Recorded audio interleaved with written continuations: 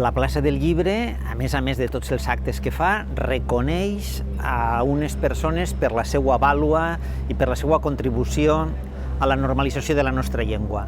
Enguany tenim a la trajectòria literària a una mallorquina, Antònia Vicens, a la trajectòria editorial a un editor amb una llarguíssima trajectòria al País Valencià, a Josep Gregori. I per últim, el guardó a l'ús social de la llengua, a la normalització de la nostra llengua i de la nostra cultura, a la Federació Coordinadora de Muixerangues. Les places del llibre són espais plens de bellesa, perquè poques coses n'hi ha que tinguen tanta bellesa com espais amb llibres buscant lectors i lectors que busquen llibres i que els troben, i damunt a la nostra llengua, que és el que busquen i l'objectiu de les places del llibre que enguany la de València fa la 9ª edició.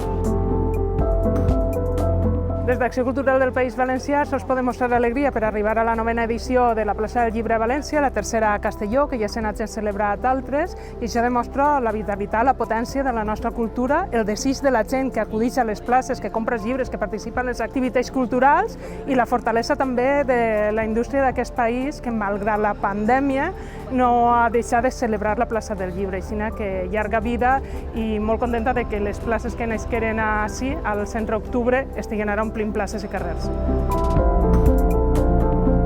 Per a Escola Valenciana és una satisfacció donar suport a les places del llibre, perquè Escola Valenciana el que ha pretès és portar el valencià dins de l'escola, dins dels instituts i treure-lo al carrer. I la plaça del llibre ha tret els llibres al carrer. És una joia i una sort que puguem gaudir de 4 places de llibres a diferents llocs del País Valencià: València, Castelló, Gandia